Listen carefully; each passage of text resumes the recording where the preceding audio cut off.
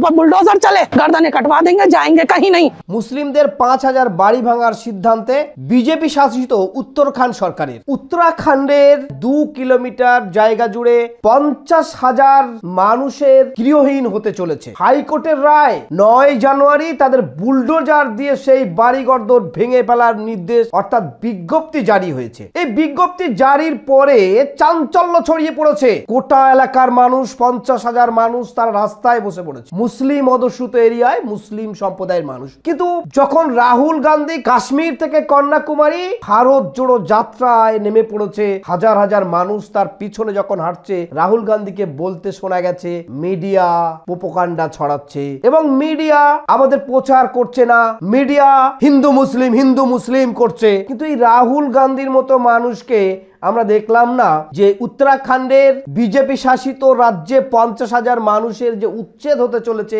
তাদের বিষয় একটা বাক্য খরচ করতে, তাদের পাশে দাঁড়িয়ে কোনো কথা বলতে। আমরা দেখলাম না কংগ্রেসের অধীর চৌধুরীকেও, আমরা দেখলাম না বামফ্রন্টের কোন নেতাকেও, তারা মুসলিম সেই জন্য কি আমরা দেখলাম না ফেমাস মুখ্যমন্ত্রী, সুপরিচিত মুখ্যমন্ত্রী, যিনি বারবার লোকসভার আগে কখনো বিধানসভার আগে ভোট আসলে সমস্ত বিরোধীকে এক জায়গায় করে এক কাট্টা করে বার্তা দিতে চায় বিজেপির বিরুদ্ধে রুখে দাঁড়াতে হবে, অশুভ শক্তির বিরুদ্ধে রুখে দাঁড়াতে হবে। এই রাজ্যের মুখ্যমন্ত্রী মমতা বন্দ্যোপাধ্যায়কে এই 50,000 মানুষের পাশে দাঁড়াতে, তাদের পক্ষে কথা বলতে দেখা গেল না। মুসলিম বেশি অর্ধেক, সেই কারণে কি সত্যি ভাবার বিষয়। ভারতবর্ষের গণতান্ত্রিক দেশের মানুষের যেটা অধিকার, রুটি কাপড়া মাখান, অতএব খাবার কাপড় বাসস্থান মানুষের মৌলিক অধিকারের অন্যতম। কিন্তু এবার সেই মৌলিক অধিকারের আঘাত আনতে চলেছে বিজেপি শাসিত উত্তরাখণ্ড সরকারের, এমনটাই দাবি করেছেন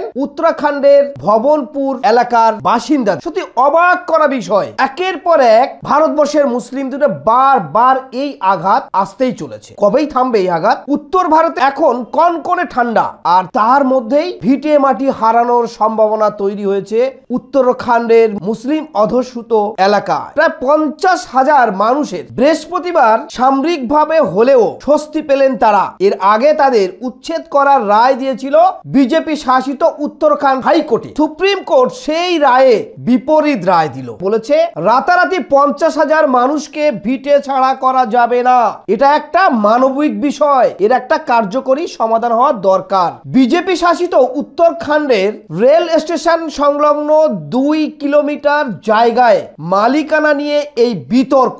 ভাবলপুর এলাকায় গফুর বস্তি, ঢোলক বস্তি এবং ইন্দিরানগরে প্রায় 5,000 বাড়িতে দীর্ঘ কয়েক দশক ধরে প্রায় 50,000 মানুষ বসবাস করেন, যাদের অধিকাংশই মুসলমান।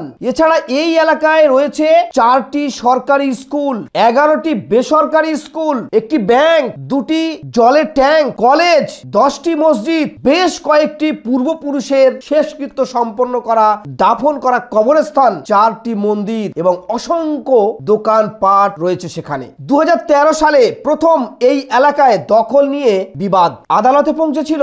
দীর্ঘ মামলার পর 2022 সালে 20 ডিসেম্বর এই এলাকা ফাঁকা করে দিতে হবে, প্রয়োজনে কেন্দ্রীয় বাহিনী ব্যবহারের অনুমতিও দিয়েছিল উচ্চ আদালত। এরপর জেলা প্রশাসনের পক্ষ থেকে পত্রিকাতে বিজ্ঞাপন দিয়ে 2023 সালের 9 জানুয়ারি মধ্যে এই এলাকা ছেড়ে চলে যাওয়ার নির্দেশ দিয়েছে 50,000 মানুষের। ভাবতে অবাক লাগে, তারা রাস্তায় বসে পড়েছিল, সেখানকার মহিলা পুরুষ একসঙ্গে রাস্তায় নেমে আন্দোলন করতে তাদের দেখা গেছে। ভারতের কিছু গদি মিডিয়া তারা সেই বড় বড় বিল্ডিং যেটা আছে, যাদের যে পূর্বপুরুষের দীর্ঘদিনের যে পাকা বাড়ি, সেগুলো না তুলে ধরে তাদের বস্তিগুলো বারবার দেখাচ্ছিল এবং এখানে কিছু মিডিয়ার প্রচার করতে দেখা গেছে যে জিহাদিরা আন্দোলন করছে। আরে তাদের ভিটে মাটি বিলান করে দেবে, একটা দুটো মানুষের নয়, 5,000 বাড়ি, প্রায় 50,000-এর অধিক মানুষ সেখানে বসবাস করে। একের পর এক মিডিয়ার প্রোপাগান্ডা ছড়াতে দেখা গেছে। ভাবতে অবাক লাগে, এই ভারতবর্ষের সংখ্যালঘু মুসলিমদের নিয়ে সবাই রাজনীতি করে। আমরা দেখলাম রাহুল গান্ধী কাশ্মীর থেকে কন্যাকুমারী পর্যন্ত তার একটি র্যালি চলছে, ভারত জোড়ো যাত্রা।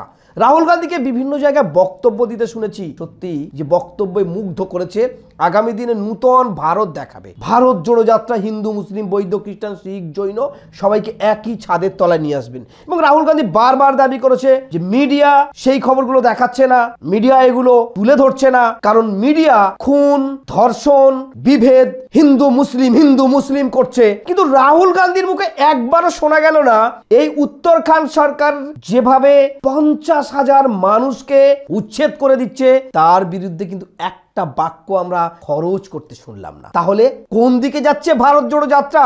কাঁধে নিয়ে চলতে চাচ্ছেন তিনি? শুধু রাহুল গান্ধী নয়, পশ্চিমবঙ্গের রাজ্যের মুখ্যমন্ত্রী মমতা বন্দ্যোপাধ্যায় বিশাল প্রচার, সারা ভারতবর্ষের মানুষ তাকে চেনেন, সারা ভারতবর্ষের মানুষ তাকে জানেন, তাকে বিভিন্ন বিষয় নিয়ে কথা বলতে দেখা যায়। কিন্তু এই উত্তরাখণ্ডের 5,000 বাড়ি ভেঙে 50,000 মানুষকে উচ্ছেদ করে দেবে, যেখানে হাইকোর্ট রায় দিয়েছে 9 তারিখে, সেখানে কিন্তু এই রাজ্যের মুখ্যমন্ত্রী যিনি এত কথা বলেন তার মুখেও একটা খরচ করতে দেখা গেল না, একটা বাক্য খরচ করতে দেখা গেল না। এই রাজ্যে কংগ্রেস বামফ্রন্টের পক্ষ থেকেও একটা বাক্য খরচ করতে দেখা গেল না। ভাবতে হবে, যেখানে সবকা সাথ সবকা বিকাশ নরেন্দ্র মোদী বলছেন, সেখানে 50,000 মানুষের এই কনকনে ঠান্ডার সময় সত্যি সুপ্রিম কোর্টে এসে সেটা থমকে গেল। একের পর এক এই থমকানো চমকানো কতদিন চলবে?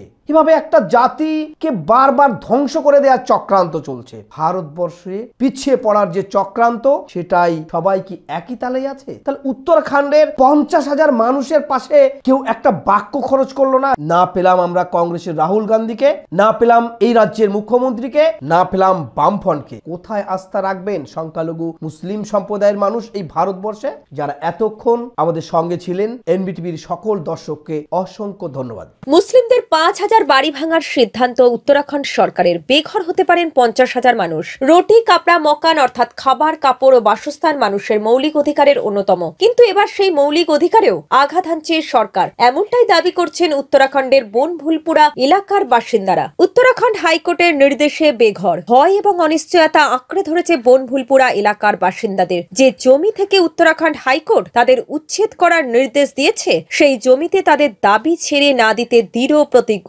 ভেঙে ফেলার বিষয়ে আদালতের নির্দেশনা প্রায় 50,000 মানুষকে গৃহহীন করবে, যাদের অধিকাংশই মুসলমান। আমরা প্রধানমন্ত্রীর কাছে অনুরোধ করতে চাই, আমাদের বাড়িঘর যেন ভেঙে দেওয়া না হয়। আমাদের স্কুল কলেজ ভেঙে পড়লে আমরা কিভাবে পড়াশোনা করব? আমাদের ভাই বোন আছে, এই শীতে আমরা তাদের কোথায়? हम अपनी आवाज प्रधानमंत्री तक पहुंचाना चाहते हैं। हमारे घर नहीं उजाड़े ये लोग, हमारे जाते सीने हमारे कॉलेज और हमारा स्कूल हम कैसे पढ़ेंगे?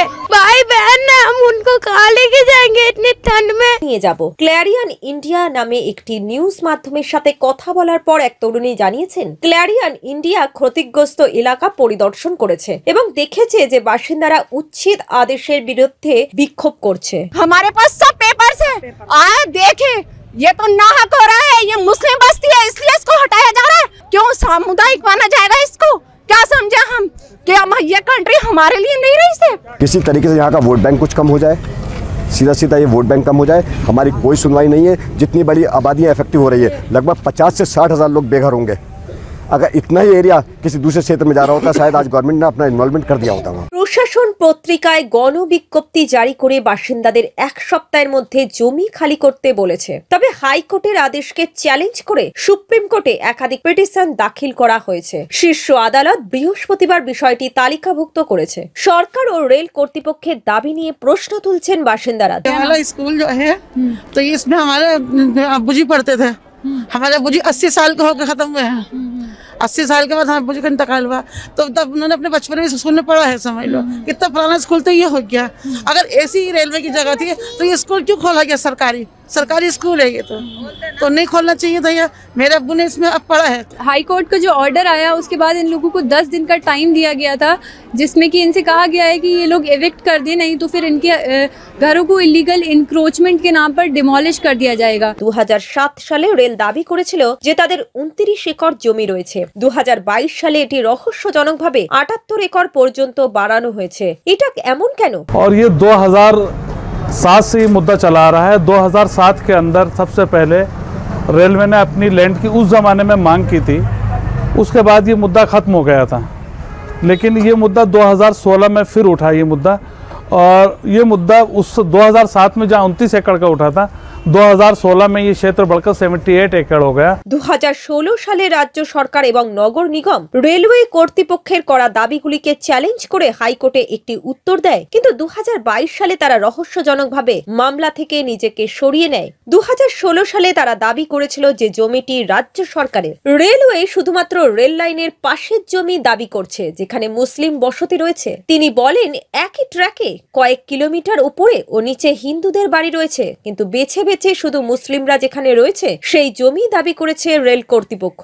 কর্মী এবং আইনজীবীরাও জমির ওপর তাদের দাবির বিষয়ে রাজ্য সরকার এবং রেলওয়েকে প্রশ্ন করেছেন। অ্যাক্টিভিস্ট সার্জিন উসমানী বলেছেন, বরেলি স্টেশন থেকে কাঠগোদাম পর্যন্ত পুরো 90 কিলোমিটার অংশের মধ্যে এটি মাত্র 2.1 কিলোমিটার এলাকা মুসলিম বসতি, যার মালিকানা দাবি করছে রেল। এখানে তারা ট্র্যাক থেকে 820 মিটার চওড়া জায়গা দাবি করছে এবং বাকি 87.9 কিলোমিটারে তারা 70 মিটার দাবি করেছে। আইনজীবী এবং অ্যাক্টিভিস্ট কাওয়ালপ্রীত কৌর উল্লেখ করেছেন যে রেলওয়ে কর্তৃপক্ষ তাদের মালিকানার অধিকার প্রমাণ করে একটি একক নথি তৈরি করতে ব্যর্থ হয়েছে। তারা হাইকোর্টের সামনে কোনো রোড ম্যাপ বা পরিকল্পনা উপস্থাপন করেনি যে উদ্দেশ্যে তাদের জমি দরকার, এবং পুরো এলাকার কোনো সীমানা নির্ধারণ করা হয়নি। বাসিন্দারা বলছেন যে তাদের বাড়ির জন্য শিরোনামের দলিল রয়েছে যেখানে তারা কয়েক দশক ধরে বসবাস করছেন। এই এলাকায় 4টি সরকারি স্কুল, 11টি বেসরকারি স্কুল, একটি ব্যাংক, 2টি ওভারহেড ওয়াটার ট্যাঙ্ক, 10টি মসজিদ এবং 4টি মন্দির ছাড়াও কয়েক দশক ধরে নির্মিত বেশ কয়েকটি দোকান রয়েছে। ক্ল্যারিয়ন ইন্ডিয়ার সাথে কথা বলার পর এক মহিলা বাসিন্দা বলেন, আমরা আমাদের বাড়ি ছেড়ে যাচ্ছি না, আমরা মরে যাব কিন্তু বাড়ি ছেড়ে পালাবো না। 80 এবং 90 বছরের মানুষ সেখানে প্রজন্মের পর প্রজন্ম ধরে বসবাস করে আসছে। সরকারকে আমাদের দাবির প্রতি নজর দিতে হবে। আমরা মরে যাব কিন্তু চলে যাব না। অধিকাংশ জনসংখ্যা মুসলিম হওয়ায় এলাকাটিকে টার্গেট করা হচ্ছে বলে মনে করছেন বাসিন্দারা। वैसे ये है बेटी बचाओ बेटी पढ़ाओ। आज हमारे दर्दों को तो देखो आके कि हम कितना परेशान हैं। इन आंसुओं को तो देखो लोगों के कि कैसा हम लोगों को परेशान कर रखा है इन लोगों ने।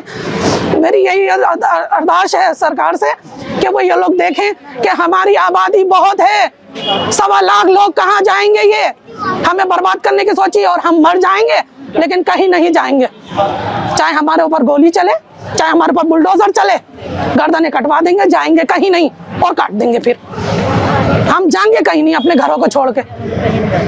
इतनी आसानी से हम नहीं जाएंगे, मर जाएंगे, जाएंगे नहीं। তারা উচ্ছেদের মাধ্যমে মুসলিম ভোট কমাতে চায়। আমাদের কথা শোনা যাচ্ছে না। প্রায় 50,000 থেকে 60,000 মানুষ উচ্ছেদের শিকার হচ্ছে। এত বিপুল সংখ্যক মানুষ যদি অন্য কোনো এলাকায় ক্ষতিগ্রস্ত হতো তাহলে সরকার হস্তক্ষেপ করত, বলেছেন স্থানীয় এক যুবক। সুপ্রিম কোর্ট উত্তরাখণ্ড হাইকোর্টের সিদ্ধান্তে স্থগিতাদেশ দিয়েছে আজ। অন্য রাস্তা দেখতে নির্দেশ দিয়েছে উত্তরাখণ্ড সরকার ও রেলকে। 7 দিনে 50,000 মানুষকে ঘর ছাড়া করা সম্ভব নয় বলেও জানিয়েছে সুপ্রিম কোর্ট। এটা মানবিক সমস্যা, তাই মানবিকভাবেই দেখার নির্দেশ দিয়েছে সর্বোচ্চ আদালত। সুপ্রিম কোর্টের রায় আপাতত স্বস্তিতে সেখানকার মানুষ। अगर रेलवे ऐसा कहती है इतनी जगह इनकी, हमारा सीधा सीधा कहना है कि Kathgodam railway station last station है, वहाँ से लेके बरेली रेलवे स्टेशन 90 किलोमीटर का ट्रैक है। काठगोदाम से शुरू कीजिए, जितनी रेलवे की जगह जितनी वहाँ से ले रहे हैं उतनी जगह हम लोग भी देने को तैयार हैं। जितनी वहाँ से लेंगे हम लोग अपनी स्वेच्छा से छोड़ देंगे। अगर जो जेन्युइन मामला है वो सीधा सीधा ये है कि पूरब की साइड 40 फीट है और पश्चिम की साइड 70 फीट रेलवे का ट्रैक है, उतनी जगह लेनी चाहिए। आज कहते हैं 820 फीट हमारी बस्ती मिलेंगे, तो कहाँ तक हमें तबाह बर्बाद करना चाहते हैं। लगभग 4 मंदिर भी आ रहे हैं, 13 मस्जिदें भी आ रही है इसके अंदर, तमाम धर्मशाला भी एक धर्मशाला भी आ रही है इसमें। बिल्कुल हम लोग को टारगेट कर देगा। हमारा सीधा सीधा कहना है अगर वाकई रेलवे को जगह चाहिए, जितनी जगह चाहिए, अगर कोई प्रपोजल इन लोगों का है उतनी जगह ले, लेकिन यहाँ की उत्तराखंड सरकार पहले उन लोगों को कहीं बसाने का इंतजाम करे, उससे पहले ये जगह ले। और अगर जगह लेने का इनका मामला है तो काठगोदाम से शुरू करें, जितनी जगह वहाँ से लेंगे उतनी जगह हम लोग भी छोड़ देंगे।